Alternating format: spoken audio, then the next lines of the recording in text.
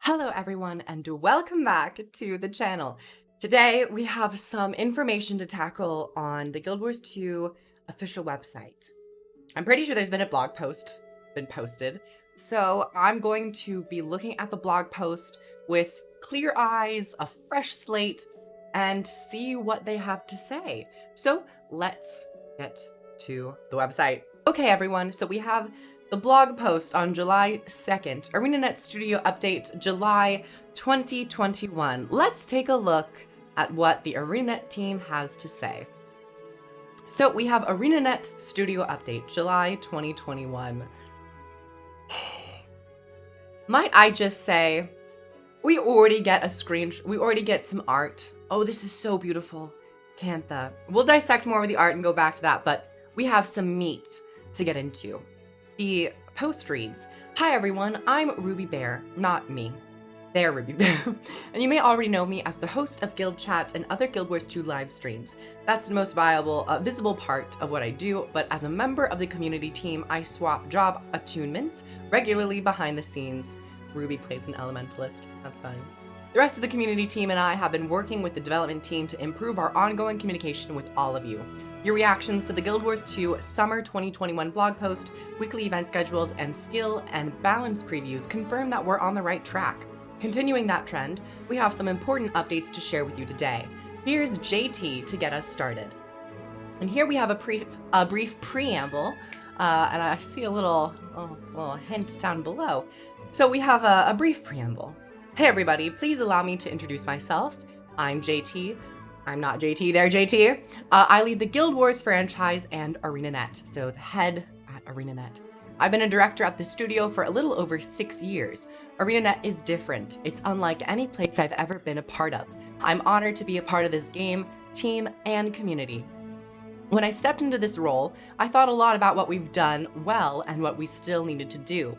That retrospection took me back to the studio's earliest days. Arenanet was founded with the goal of pursuing innovation by focusing on solving player problems first. Guild Wars and Guild Wars 2 are direct results of this pursuit. It's essential that this player-first approach is at the heart of everything we do going forward. Keep that in mind. Player focus. The individual player. We are the ones partaking in this creation, purchasing the expansions and all the gem store. So yeah, this is the player base, are the demographic that we really should have a voice, and it's really amazing that they recognize this and are saying that they're going to be really taking it into consideration more so than they have in the past moving forward. Today we'll be sharing some important updates about our upcoming expansion, Guild Wars 2 End of Dragons, the live game, and some changes we're making to realign ourselves with the ideals that shaped the Guild Wars franchise from the beginning. I believe that the best is yet to come for Guild Wars 2. This seems to be some Mesmer in nature. I'm getting Mesmer vibes. Maybe, I don't want to say elementalist, but for Mesmer, it seems like they might be getting a... No, but Mesmer already has a sword. What, is that a dagger? Maybe Mesmer gets a dagger, but they're holding it in their right hand? I'm kind of confused. What is this image? What profession is this? There's like some spades or some daggers above them. I wonder what this is. We'll come back to this. So first and foremost, we have some news and updates about Guild Wars 2 End of Dragons. As expansion development has progressed and the real-world challenges of the past year and a half have changed the way we live and work, it's become clear that we need a little more time to deliver our creative vision for Cantha. As a result, we're delaying the release of Guild Wars 2 End of Dragons from late 2021 to early 2022. Now, some maybe unfortunate news for everyone. However, I am in the camp that delaying a game for the sake of its, magnum opus creation, its perfection, that is always the better route. We appreciate your patience as we take the time to give the expansion the attention it deserves. I'm incredibly proud of the work the team is doing to bring Cantha to life, and we can't wait for you to see and experience it for yourselves. Don't forget to tune in on July 27th for the Guild Wars 2 End of Dragons first look live stream. So yes, they are still going ahead with the July 27th full announcement.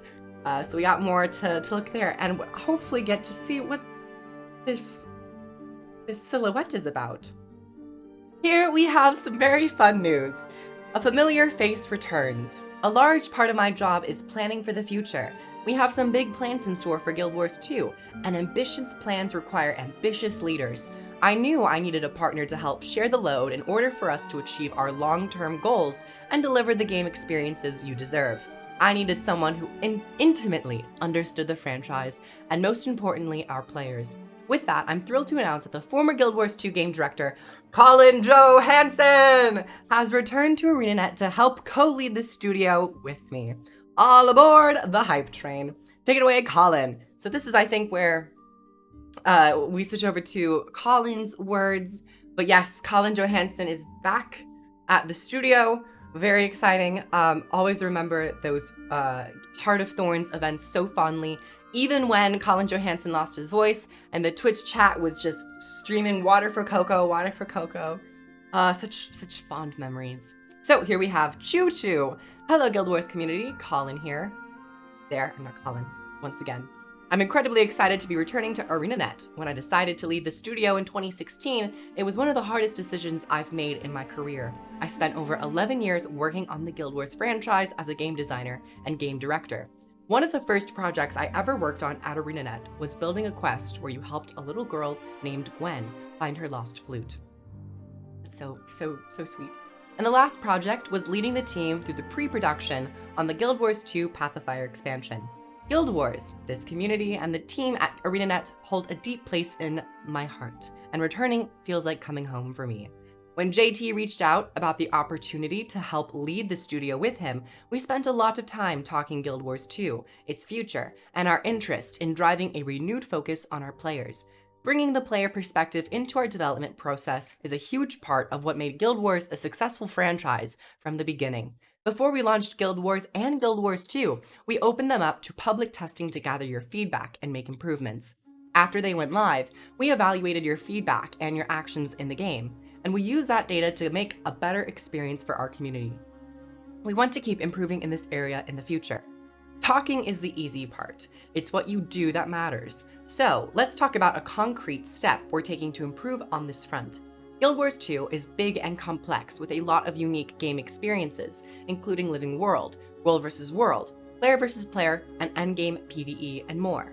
Traditionally, the game director has had their attention split between overseeing the development of the live game and expansions. To ensure the live game isn't getting the attention it deserves, or is getting the attention it deserves, JT and I created a new role that's focused on leading development strategy for the live game and ensuring that we're giving you a consistent quality experience. That word consistent, I'm really keen on. We felt that it was important that we found someone for the role who knew the franchise in and out and is a tireless advocate for players. I'm pleased to announce that Josh Davis, aka Grouch, has rejoined the team as the head of live operations. Do it live. We'll do it live. Hi, Josh Grouch Davis reporting for duty. Bridging the gap between players and developers is a passion of mine, and it's part of why and how I got into the industry to begin with. When JT and Colin asked me if I'd be interested in rejoining the studio to help recenter our development efforts on players, I couldn't possibly say no. I'm stoked to partner with such a talented team of developers to write the next chapter in Guild Wars 2's story. So exciting. Everything so far, we're gonna take it in. We got Colin Johansson, we got Josh Grouch Davis back, and we have very clear communication at the very head of Arenanet. So this is all really great. Continuing on with what Josh has said, it's been an eventful couple of months for the live team, starting with the summer 2021 live blog post we published back in April. It's a little nerve-wracking to publish detailed release dates that far in advance. Game development can be a little unpredictable at times. But in general, I believe the benefits outweigh the risks, and we intend to push for this level of communication as much as we can going forward. It's new territory for Arenanet, but we're excited about this direction. Hello, Steam notification. In addition to Living World Return, the roadmap announced some major additions coming to the game this summer, namely the Twisted Marionette and the Legendary Armory. We prioritize these features because we know they're important to you. You've told us as much. With that in mind, we'd like to give you 2 more long-awaited updates that we know are important to many of you. Alliances when? Answer, this year. World Restructuring, also known as Alliances, is a feature that aims to deliver a more balanced world versus world experience by dynamically creating matchups using world versus world designated guilds, alliances, and active world versus world players as the inputs. This is in comparison to the current system that relies on worlds and world linking. The system will give us more flexibility and granularity when creating new matches and help address natural fluctuations in populations over time. It'll also give players more agency in choosing who they want to play with on an ongoing basis. I mean, truly, it's so nice. To avoid this, we're going to do things a little differently this time around to make sure that your voice can help inform the development of World Restructuring. It is a very big undertaking. So with that, World Restructuring features will be released in multi-phase betas. What this means is that we'll release a part of the World Restructuring system, test it with you in the live game, gather your feedback, and then iterate on it for future release. The feature components will be functional, but not fully polished, meaning we can more easily react to your feedback without having to rewrite a bunch of code. Once we've worked with you to lock down the design and implementation, we'll polish it up and take it out of beta. We'll be back in August to share an overview of how World Restructuring works and the timing of the first live beta events. Now that sounds like some stellar news. For those who are in the World vs. World community, you guys should be partying right now. That sounds so amazing. As someone who isn't necessarily a huge World vs. World player, Alliances is probably the system that will get me to play more. Because I want to be able to play with my friends. That's what I always want to do in games. I will play a game so much more if I can play with my friends. So, good news. And then the next piece of news is a client performance optimization. We've heard you loud and clear. Guild Wars 2 needs better frame rates. We agree. We're actively working on upgrading our engine to DirectX 11, and we expect to be able to roll it out in an opt-in beta later this year. An important note is that the upgrade of DX11 itself isn't a magical fix for frame rates on its own. Some players may not notice a difference at all. However, upgrading to DX11 opens a lot of doors for improving performance, CPU multithreading for instance. It also paves the way for some potential graphical upgrades down the road. We're investing in our infrastructure, engine, and graphics because we're looking to the future. This is a long-term effort. Great news, Guild Wars 2, at least on the development side, doesn't seem to be going anywhere. They seem to be very committed, especially investing a lot of time and money in these really structural and core features of what makes a game a game. So, we have until next time. We're very excited for the rest of 2021, and we can't wait to celebrate with you on July 27th, which is 25 days away, during the Guild Wars 2 End of Dragon's First Look live stream. We've got a new trailer, feature reveals, and information, news about Elite Specialization beta events, and details about the story, characters, art, event design, and more. We want to make sure you have many secrets to discover when you visit Cantha yourself. So while we won't be spoiling things, we still have lots to share between now and release. We've planned more Guild Wars 2 End of Dragons live streams throughout the rest of 2021, and they'll bring you more news about the expansion. This is great news. Heart of Thorns style marketing and the marketing months, the marketing ring seems to be coming back. Our community is the lifeblood of all we do. Thank you for being part of it. Ruby, JT, Colin, Josh, and the Arenanet team. Just a little gander at all of these beautiful faces. Thank you so much for your continued dedication and work on this beautiful game. And then we have a final little in-game shot of Cantha, so let's take a look. Oh my god. It's so beautiful. It's so beautiful. It's so green, so luscious. The architecture, even this little, it seems to be like a little nook, a little temple area. Oh, it's so beautiful. Oh, it's so beautiful. I have no idea where this would be.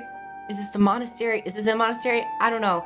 But having a screenshot of what the in-game engine is like and how Cantha looks in the engine. It's such a nice little tidbit to have. It looks so bright, so colorful. I'm super excited for everything that we're going to get come July 27th and beyond, until End of Dragons officially releases. It's been a while, everyone. It's gonna be almost like a year, 2 years, when End of Dragons comes out, when they first announced the expansion. Thank you so much for coming by and watching me read through that. I would love to hear more of your thoughts and stuff. We have a lot of speculation. I'm gonna go look at the Reddit to see how the community is blowing up. I hope they're blowing up and excited. Of course, a little disappointing that they have to push it back, but once again, I'd like to emphasize games take time. They take time, and I would rather have a masterpiece, a really beautiful piece of game later rather than sooner and it not go so well. So we all have our patience. Put your patience on, everybody. We got July 27th coming up, and it's all super exciting. Thank you everyone so much for coming by as well. If you'd like to help support the Patreon, you guys are more than welcome to. There is a link in the description. And subscribe, like, all that stuff. Comment your reactions down below, and I will catch you guys in the next one. Bye, everyone!